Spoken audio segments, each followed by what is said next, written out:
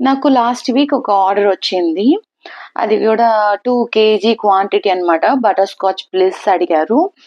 And that two tall cake కావాలి. అంటే single cake టాల్‌గా ఉండాలి. స్పైడర్ మ్యాన్ థీమ్‌లో కావాలి అని ఒక రెఫరెన్స్ పిక్చర్ కూడా పంపించారు. సో, ఆ టాల్ కేక్ కావాలి 2 కేజీ క్వాంటిటీ కాబట్టి నేను 8 ఇంచ్ కేక్ టిన్ అనేది తీసుకున్నాను. నా దగ్గర 8 ఇంచ్ కేక్ టిన్ ఒకటే ఉంది. అందులో బ్యాటర్ పోస్తే మనకి హాఫ్ ఆఫ్ ద క్వాంటిటీ వచ్చింది. బట్ అయినప్పటికీ ఒక సేఫ్టీ పర్పస్‌లో నేను side butter paper, parchment paper ఒక వాల్స్ లాగా క్రియేట్ చేసి బ్యాటర్ అందులో పోసి ఓవెన్‌లో స్లో బేకింగ్ అనేది చేసుకున్నాను. బేకింగ్ ఒక 10 మినిట్స్ అయిన తర్వాత పైన సిల్వర్ ఫాయిల్ తోటి కవర్ చేశాను. సో, పైన మాడిపోకుండా ఉండడానికి. ఒక 35-40 మినిట్స్‌లో 180 డిగ్రీస్‌లో నేను మొత్తం అనేది బేకింగ్ పర్ఫెక్ట్‌గా కంప్లీట్ అయిపోయిందనమాట.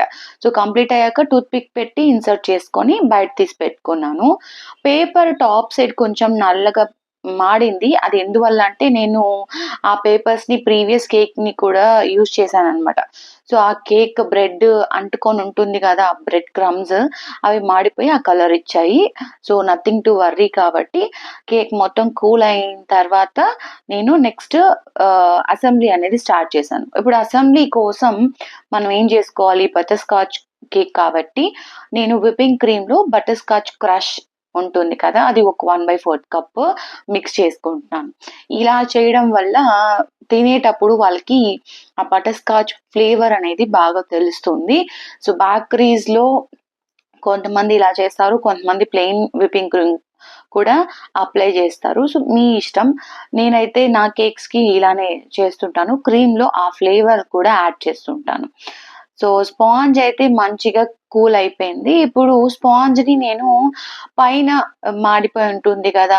కొంచెం బేక్ అయినప్పుడు ఏదైనా సరే మన స్పాంజ్ టాప్ సైడ్, సైడ్స్‌లో కొంచెం మాడుంటుంది. మనం అది ట్రిమ్ చేసుకోవాలి.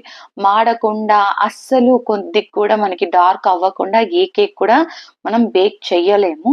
సమ్‌టైమ్స్ మనం వేసే షుగర్ క్రిస్టల్స్ వల్ల కూడా మనకి ఆ మాడటం అనేది ఎక్కువ అవుతుంది. సో, అది బ్యాలెన్స్ చేసుకోండి. ఇప్పుడు ఎక్కడంతా మనకి అన్‌ఈవెన్‌గా ఉందో నేను వాటిల్నంతా కూడా ఎక్కడంతా మాడుందో ఆ ప్లేస్ అంతా కూడా నేను ట్రిమ్ చేసుకుంటున్నాను.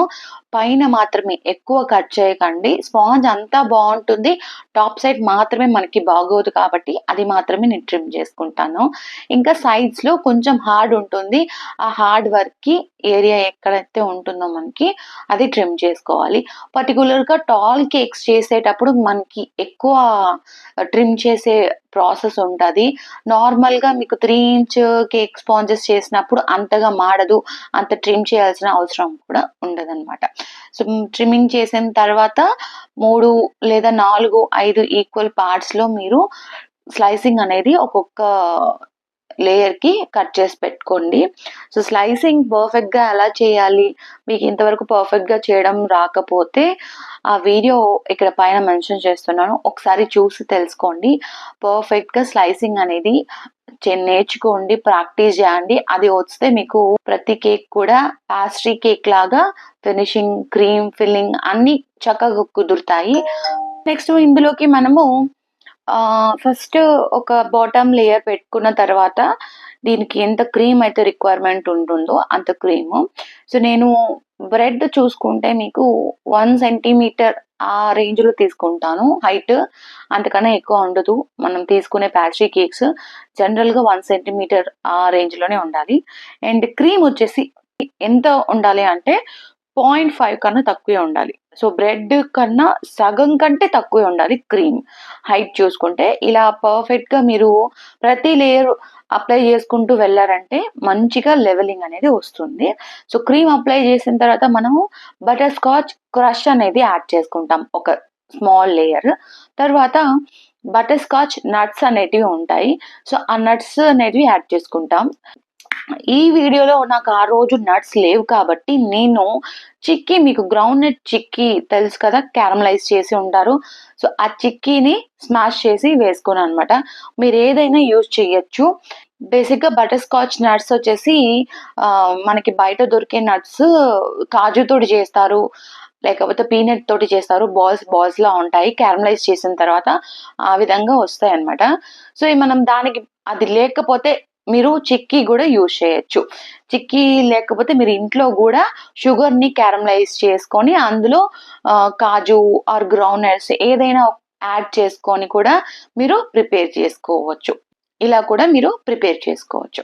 సో అన్ని వేసుకున్న తర్వాత ఇదే ప్రాసెస్ తో every layer first bread, sugar syrup, cream and crush, దాని తర్వాత నట్స్ ఇవన్నీ వేసేసుకొని కేక్ అసెంబ్లీ అనేది చేసేసుకుందాం మంచిగా.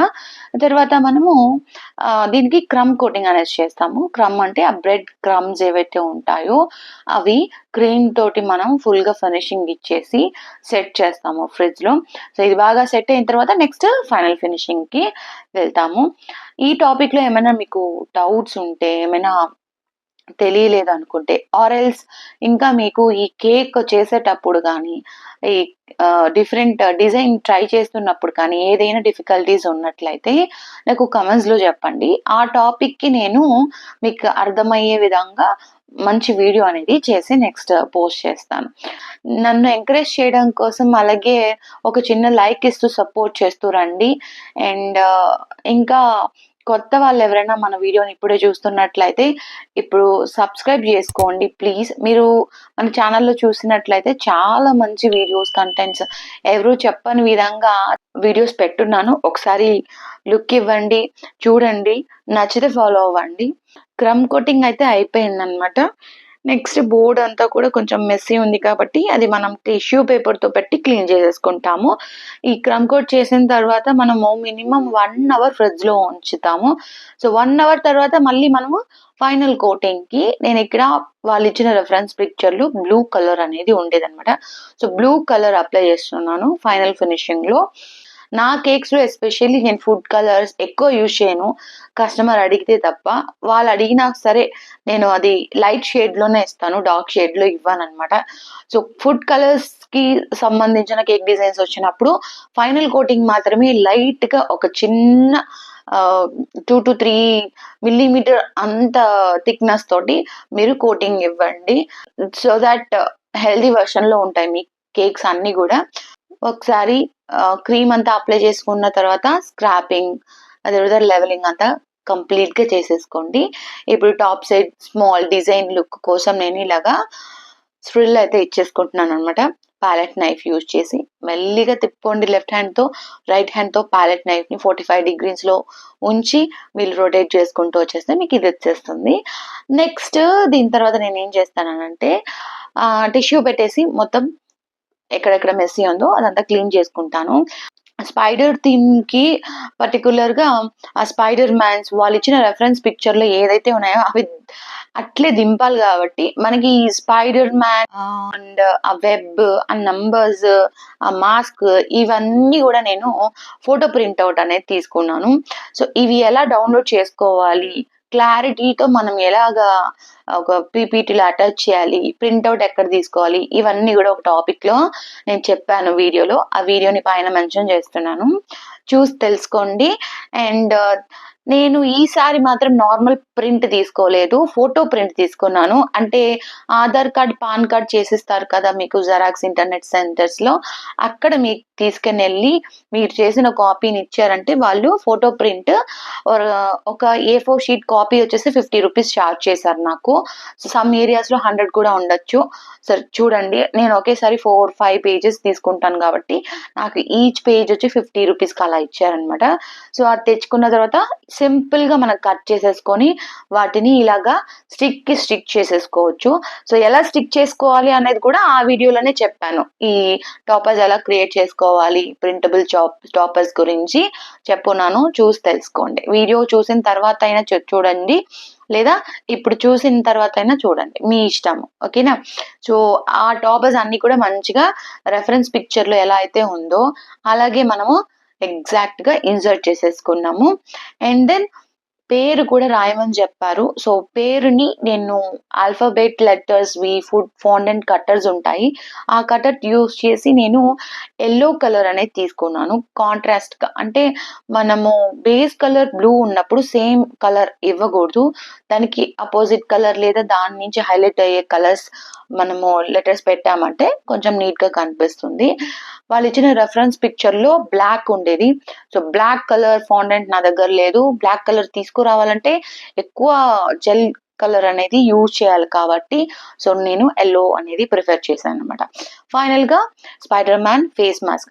ఇది పెట్టేటప్పుడు నాకు హైట్ ఎక్కువ అనిపిచ్చేసింది. అందుకే నేనేం చేశాననంటే, ఆ మాస్క్‌లో టాప్ సైడ్ అండ్ కింద మాత్రం కొంచెం షేప్ అనేది ఓవల్ షేప్ సైజ్ తగ్గించి ఫస్ట్ ఒక పెన్‌తో డ్రా చేసుకొని దాన్ని అలా కట్ చేసి పెట్టేసాను. ఇప్పుడు కరెక్ట్‌గా పర్ఫెక్ట్‌గా సూట్ అయింది. ఈ వీడియో మీకు యూజ్‌ఫుల్ అనిపిస్తే చిన్న లైక్ ఇస్తూ సబ్స్క్రైబ్ చేసుకోండి మన ఛానెల్‌ని.